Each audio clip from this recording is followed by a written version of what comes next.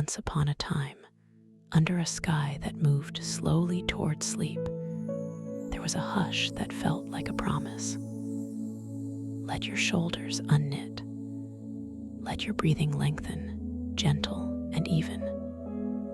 As I speak, you can imagine a small lamp, soft and steady, at the edge of a great storybook. We open the book and slip into the warm, safe light between its pages.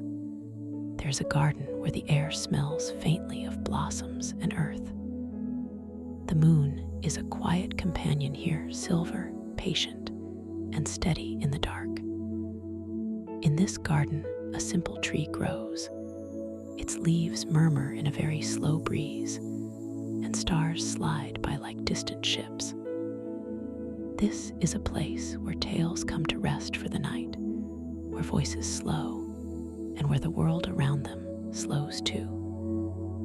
We will sit here for a while, wrapped in the hush, and let the stories unfold like soft blankets. We begin with a young gardener whose name you might not know, but whose footsteps are gentle on the path. He has a good heart and a steady hand. One spring, when the world was waking and the earth smelled of new rain, he walks under a high tree. There on the roots sits a bird with feathers of such bright gold that the bark seems dark by comparison. The gardener starts, but he is not afraid. He watches the bird, and in the hush of the garden he reaches out slowly, and with a breath, a feather drops into his palm. It gleams, warm and strange, and for a moment both feather and owner are very still, listening to the small music of the night. The feather feels like a promise of something wondrous to come. Night folds around him, and he goes home with that single golden feather kept gently in his hand, careful, as if holding a small secret. The feather is a quiet kind of magic. It does not shout. It only glows. In the slow hours that follow, we watch how small words and small choices move through a life. The gardener's eldest sons are tempted by bright taverns and flashing games. They are easily led away by bright lights, until the golden bird they sought is taken from them by their own wandering eyes. The youngest son listens. He walks quietly. He keeps his promise to the fox who helps him. He moves soft-footed and steady, the way a moonbeam glides along a wall.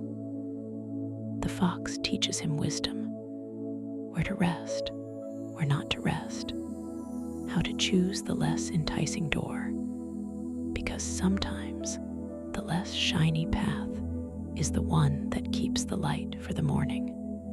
There is a sweetness in his patience, and in the end patience gathers gifts more than he dared wish for.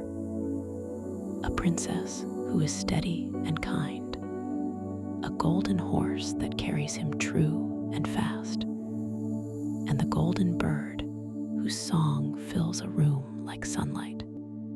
And when he returns, though his brothers have taken what is easy and lost what is true, the quiet son stands tall.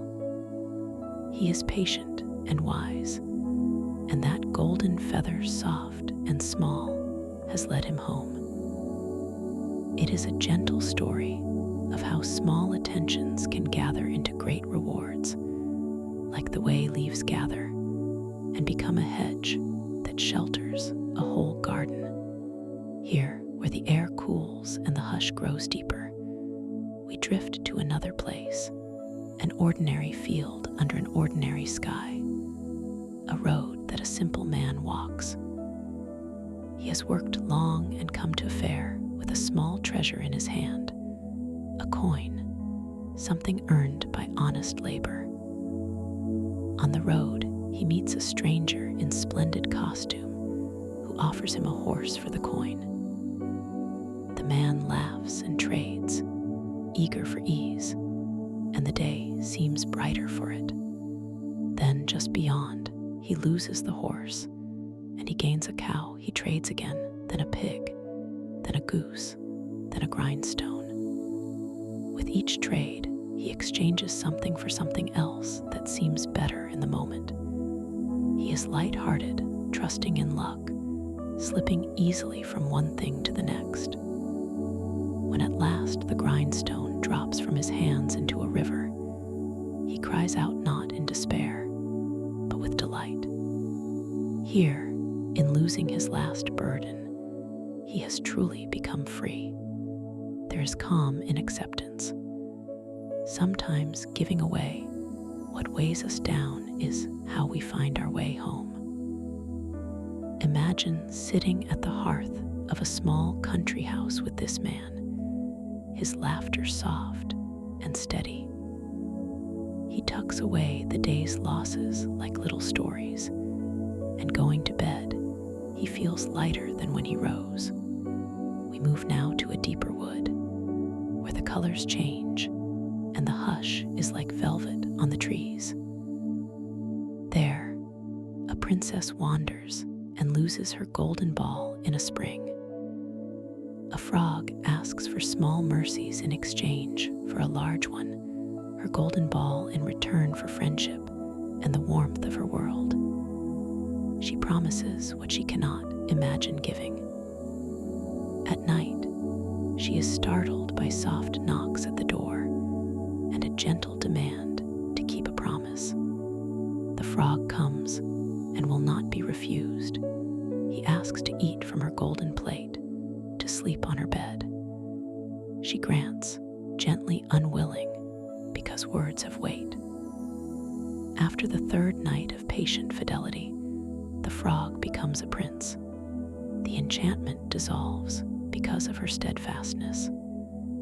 The tale is simple and soft, reminding us that sometimes the warmth we give in small measures unbinds the greatest mysteries, and loyalty can turn the ordinary into the extraordinary. In a neighboring valley, two sisters, Snow White and Rose Red, spin the day slow and sure.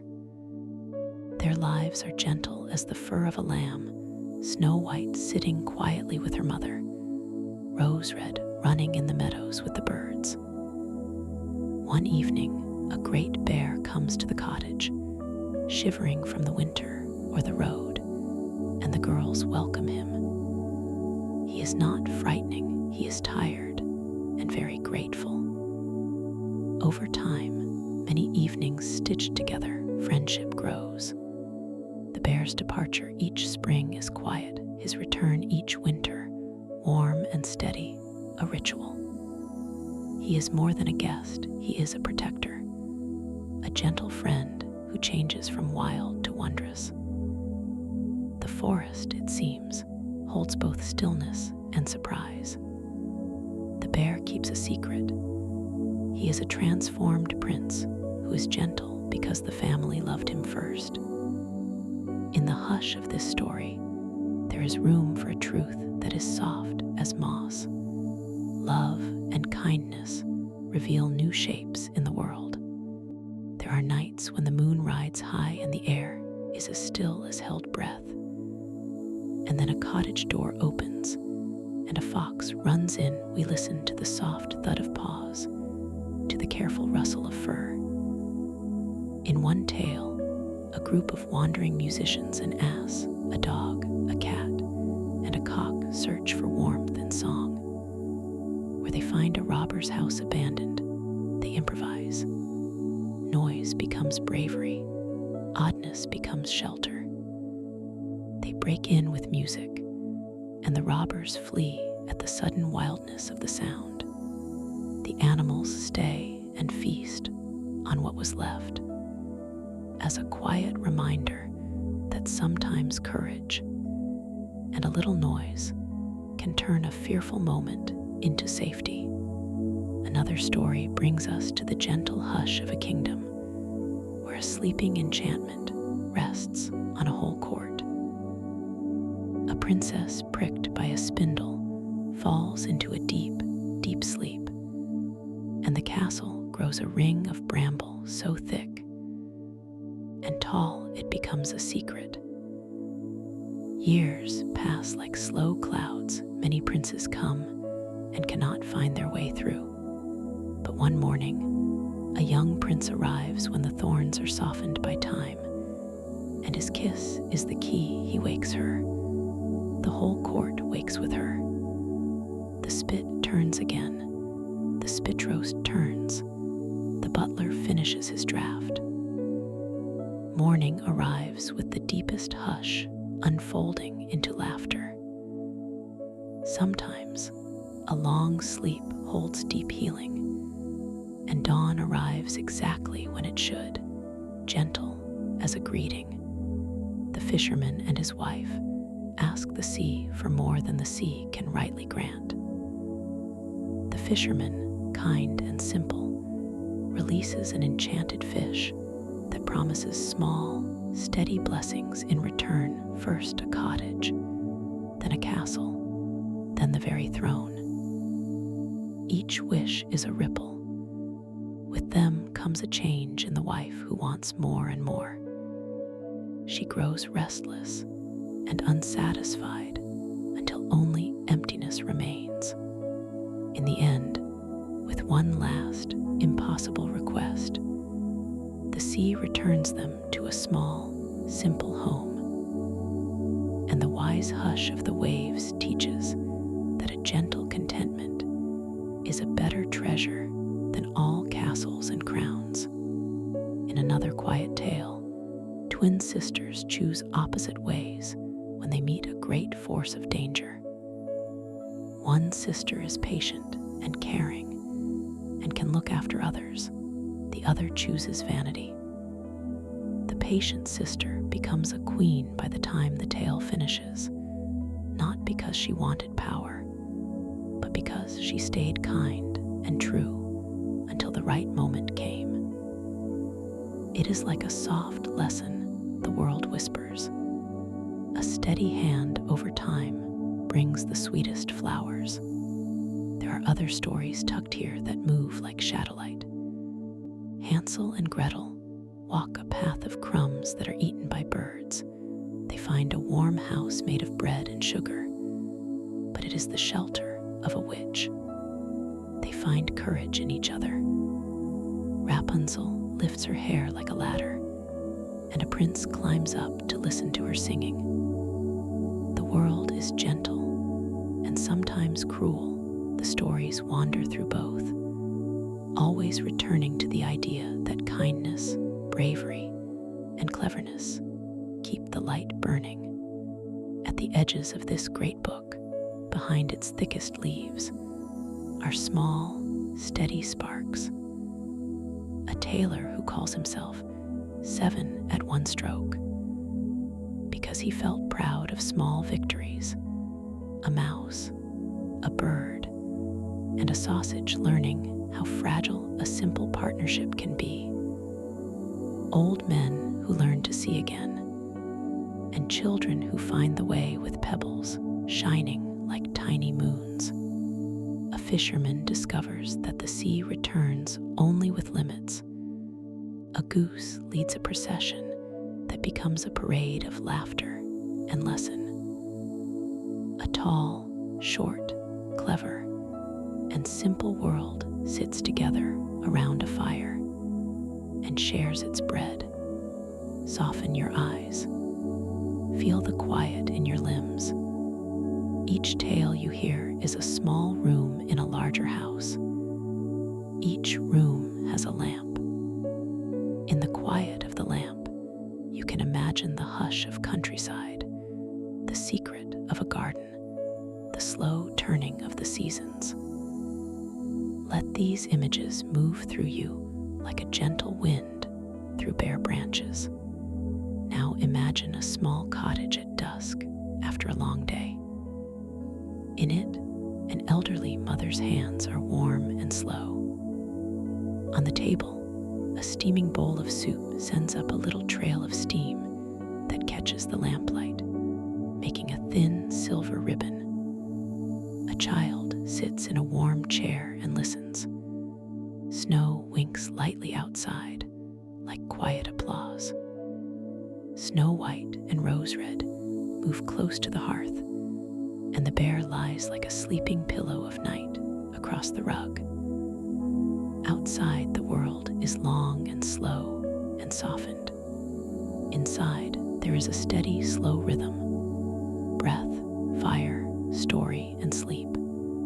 It is easiest to rest with a small, beloved image. See a single candle flame now, steady. Watch it hold its quiet light as the larger dark gathers around it, the way ocean gathers shore. The tales have given you little gifts: patience, courage, a laugh, a soft touch. Keep them here, in a gentle pocket in your mind, where they cannot be hurried away. If your eyelids are heavy, let them fall like curtains upon a stage where the actors have finished and the story keeps its smile. If you are still awake, let the slow voice of the garden and the hush of the book keep you company. Perhaps the golden bird will sing once more, and perhaps the fox will tip his head in advice. Perhaps a small, brave gardener will slip back along the path, feather in hand, and say softly, "Home is a place you carry in your heart." Breathe slow. Picture the garden, the tree, the gentle candlelight at the open book. The world is kindly. The tales fold back into themselves and lay their heads upon the pillow of the night. You are safe. You are warm. Sleep comes like a friend who will sing in a low voice, and in the morning the day will feel like new bread and a slow cup of tea. Good night. The stories will be here tomorrow, whenever you wish to open the book again.